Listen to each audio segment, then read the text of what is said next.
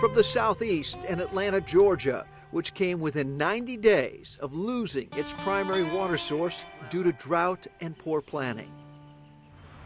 We're a community, a population who have felt we always had a lot of water. And now we're realizing that this water is a finite resource.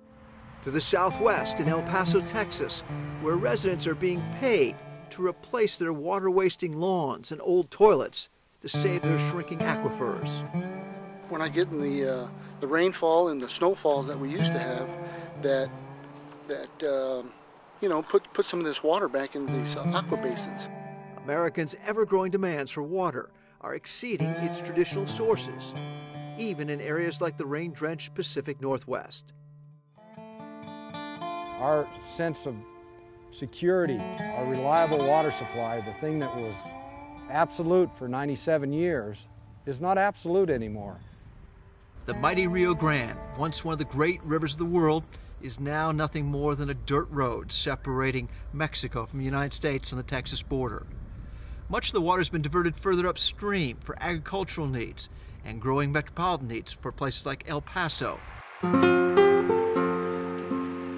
Many of those migrating to the United States from a developing country like Mexico mistakenly thought they had left their water problems behind.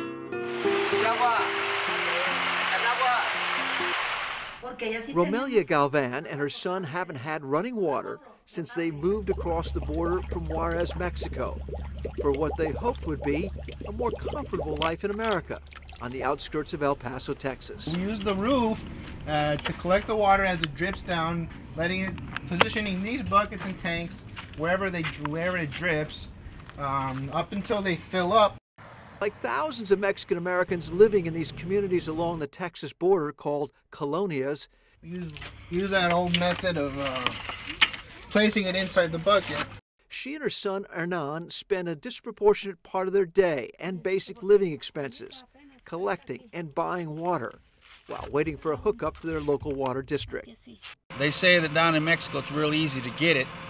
I can't understand why over here in the United States it's real hard to just bring it up, not even about a mile away, mile and a half away from where I'm at, and I can't get the water up here. It's made daily life particularly difficult for Zenobio Chavez, a disabled truck driver living on the outskirts of El Paso. He depends on whatever water he can collect off his roof to supplement whatever water he can afford to buy from a water tanker truck. As you can tell, we're at higher ground, and it'd be way too expensive to really get a drilling rig to come out here and drill a well. The only water utility these families can rely on is Ernie Lugano's tanker truck. In the hot summer months, they often have to track him down when their tanks unexpectedly run dry. 2,500 gallons around this area, we're charging $50 a load. And usually out in the summertime, I would say maybe 2 weeks will last the 2,500 gallons. So your water costs are what? $200 a month, maybe? $300 a month, perhaps. That's a good chunk of our income for the month. Social services team from the University of Texas El Paso say these border families, lacking running water and proper sanitation facilities, are 3 times more likely than other Texans to suffer from dysentery and hepatitis A. Their water-related disease rates are comparable to Mexico and other developing countries. When Rosario Ramirez's family of 9 wants to take showers, she says they have to go back to Juarez, Mexico. It was just the same as here as it is there. Sometimes they did have connections to the city water, but also sometimes they did have to carry water like we do here. Well, I know the colonias have problems with water distribution, and you probably see in the colonias water tanks distributing water from house to house, and that's something that you see in Mexico too, although Mexico has some areas with good distribution of water. For the most part, our counterparts in Ciudad Juarez use less water per person per day than we do here. Juarez, Mexico and El Paso, Texas rely on the same aquifers beneath the desert and the ever-diminishing resources of the Rio Grande River separating them. Water crises are different from place to place. One of the challenges that we face living in the desert is there's always, I wouldn't say there's always a crisis, but you always need to be thinking about it. It's always in the forefront of everybody's thinking. After thinking about how to tap more of its underground but often brackish water resources, El Paso built the world's largest inland desalination plant in the middle of the desert of all places to deal with its ever-growing needs for more water for everyone. We treat it like gold out here.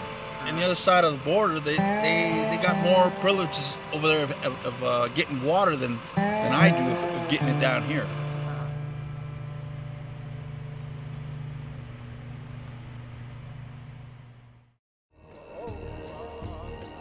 It's about the water. If there's no water, what are we gonna do?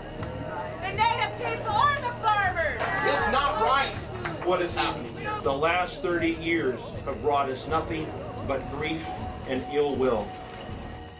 Water wars between different cultures over traditional sources of water are as old as civilization itself. Along the Klamath River here in the Pacific Northwest, upstream farmers in Oregon have been battling downstream fishermen in California over the respective water rights to the river. We're placed here on the Klamath River. The best place to catch fish in the world is the Klamath River, and this is one of the best places right out here. You can't beat it. It's central to our culture. Like most other countries, agriculture places the greatest demand on America's traditional sources of water. Farmers and food processors use an estimated 75% of the country's fresh water. We're trying to preserve a way of life. I've spent all of my life. My father spent all of his life. My grandfather spent all of his life developing a pretty nice farm. And I'd like to perpetuate that. American Indian tribes living along the Klamath River also lay claim to the water for the salmon fishing their families have depended on for centuries. A birthright they believe has been guaranteed to them by treaties they've signed with the United States government over the years. Salmon is everything to the Yurok tribe and Yurok people. Unless we do something to increase the populations of fish to sufficient levels, then our fishing right really isn't going to be meaningful. And that took us right smack dab to the water. It took us to water allocation issues, water management issues. This decade-long battle over water allocations from the Klamath River came to a head in 2001, when federal agencies responsible for the fisheries declared 2 species of local fish to be endangered. Water allocations to the farmers upstream were shut off to provide more water downstream for the fish to return to their spawning areas along the river. Saw a lot of my neighbors go out of business. Our sense of security, our reliable water supply, the thing that was absolute for 97 years, is not absolute anymore.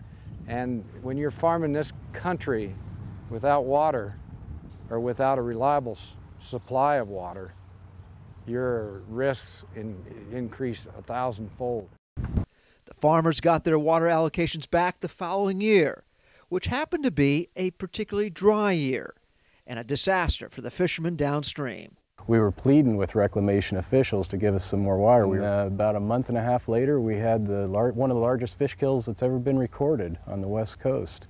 I had well over 33,000 adult salmon die right within the boundaries of the Yurok Reservation. It was just an ill feeling when if you got out there on the river in the morning and come down the river and look at all the fish laying along the banks. It was ill. It was a real ill feeling. It was just like death, you know? The time fish need water is the same time that the agricultural needs water, and they're not taking 2% out, they're taking about 40% of the Klamath out, depending on how much water is put down. So they're taking a significant amount of water out of the mainstem Klamath, and it's impacting our fish negatively. For more than a decade now, the battle lines have been drawn on the river, in the local courts, and with the federal agencies over what the farmers and fishermen both believe to be their inalienable rights to the Klamath River's water. And it's getting personal. White man's the only species being considered. Blame the native people, blame the officials.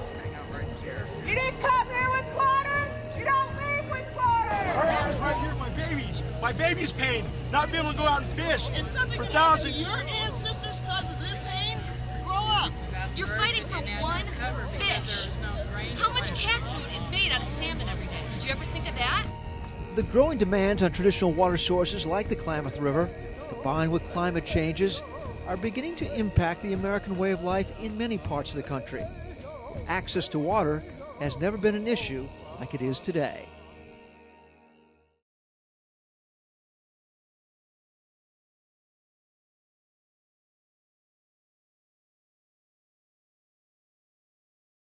Have mercy on us and grant us rain, Lord, because we need rain all the way from the Blue Ridge Mountains to the Okefenokee. Praying for rain at Georgia's state capitol might be Atlanta's last hope for relief from a 3-year drought that has drained the water supplies of one of the country's major metropolitan areas. See, we need to pray and believe, and we shall receive. Pray and doubt, and we'll probably do without. While local officials fight the federal government over water allocations and environmentalists fight to save endangered mussels, Atlanta's water problems keep getting worse. We blame God for not giving us enough rain, the Fat Three Ridge mussel for taking all the water out of Lanier. Atlanta's main water reservoir at Lake Lanier has dropped to historic low levels and is often less than half full. But even when the normal rainfalls return, Atlanta's chronic water problems aren't likely to go away. The Atlanta metropolitan area is the largest population in the United States on such a small watershed. As dramatic the decline here in Lake Lanier's reservoir, this isn't nearly as devastating as something like the Aral Sea in Asia or Africa's Lake Chad. But for the people of Atlanta who depend on this for their primary source of water, they came within 90 days of losing it the previous summer. In the last decade, we're beginning to realize that this is a finite resource and that we've got to manage it very carefully and not waste it. But I do think there is a sentiment that this is a 50 or 100-year drought, and if we can just get through the next year or so, we'll be fine and can go back to business as usual. Sally Bethay is one of the more outspoken protectors of Atlanta's severely challenged watershed. Her Upper Chattahoochee Riverkeepers organization patrols and protects Atlanta's primary water resources. Well, the main source of water for Metro Atlanta is the Chattahoochee River. More than 3.2 million Georgians rely on this river for all of their water needs.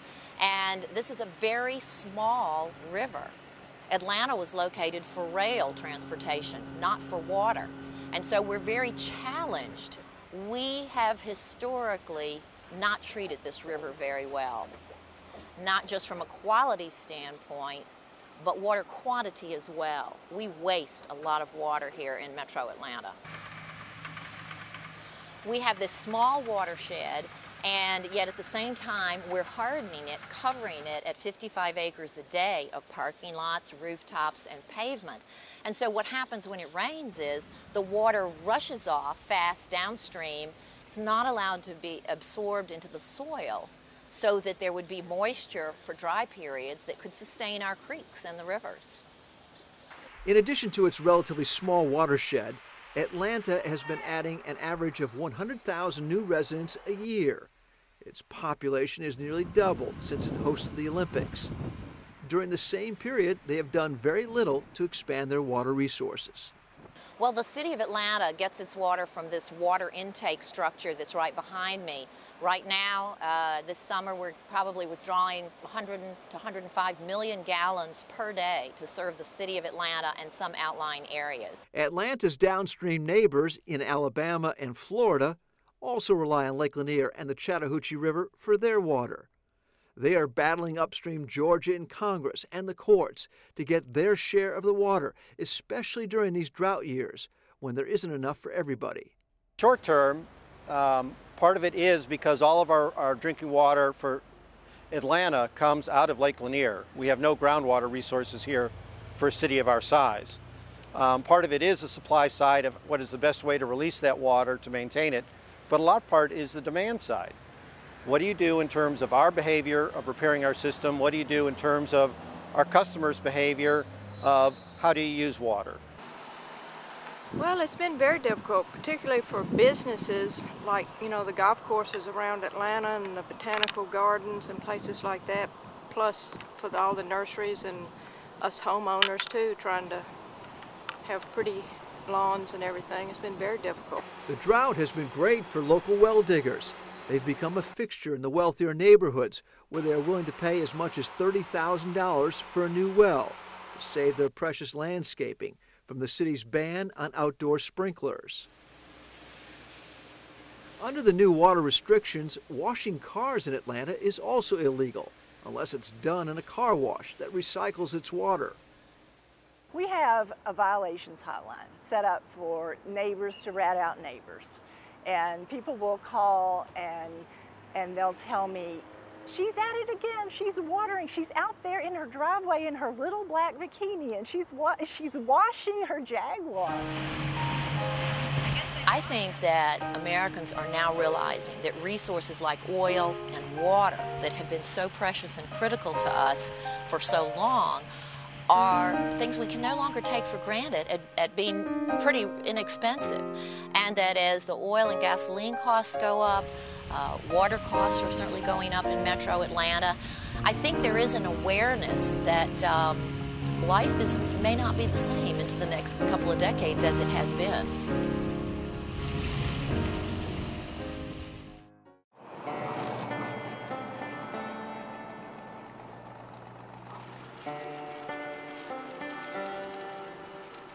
Many Americans living in rural areas like this one here in Tennessee have always counted on their local springs and wells to supply them with all the water they've ever needed.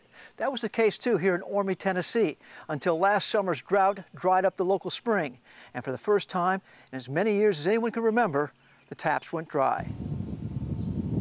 See, we ain't had much rain. The water table's getting low, and all these springs that used to run big all summer, they don't do it no more. They drain out, you know. Get real low. So naturally, when you're out of water, you're in bad shape. I guess we kind of take advantage of it. And then when you get without, that's when it really hits you and hits you hard. Orme, Tennessee's only fire truck was immediately pressed into emergency service as a water tanker and daily bucket brigade. For the town's 500 residents, it was their only source of fresh water each day. How often would you make this run last summer? We were working about anywhere from 8 to 12 hours a day. 8 to 12 hours a day, just hauling water back and forth. 3 days a week. Sometimes I'd haul on weekends, most of the time we'd make it. For 6 months, Fire Chief Preston Payne and his volunteer firefighters took turns driving across the state line to Alabama every day to fill up from a fire hydrant until Orme could get connected to a neighboring city's water line. We would take and load, hook a hose up right here, load the truck, then we would turn around and haul it up to the water tank on top of the mountain and unload it. How many trips a day would you have to make? We'd make 10, 12 a day. 10 or 12 trips a day just to get enough water up in that tank? Well, there were 2 of us hauling. We'd make 10 or 12 apiece. Orme's volunteer fire department and makeshift water utility quickly wore out their only fire truck. They had to borrow another one from the county to keep making the daily water runs up the mountain to replenish the town's water tank, like their mountain spring used to do, until it unexpectedly left them high and dry. It started getting low 2 or 3 years before. And there was getting shortage, but last year it was a lot drier year and it just went plumb out. Kind of a wake-up call to people about having to figure out their water situation? I'm sure it is. It was rough, real rough. How'd you change the way you live? Oh, we learned not to take advantage of the little things in life. And don't waste water. I think now that they've hooked up to the main line and they're accountable for how many gallons that they actually use, then they're starting to wake up and see. Because a lot of people here, they don't understand that they use 4,000 to 6,000 gallons of water a month, and that is a lot of water. I created a little well under my air conditioning unit. and I caught the condensation that was coming off. I got about 25, 35 gallons, 45 gallons a day of water and used it to flush toilets. We think the water's going to be there when we turn the faucet on, and then one day it's not. I think we need to be learning, you know, how to conserve, how to manage, you know, not use things just carelessly and wasteful. It's been utilized for so long that they think that it's a right, and it's really not a right. More is it is a privilege. It is a resource that we need to utilize. You know, you can't live without it.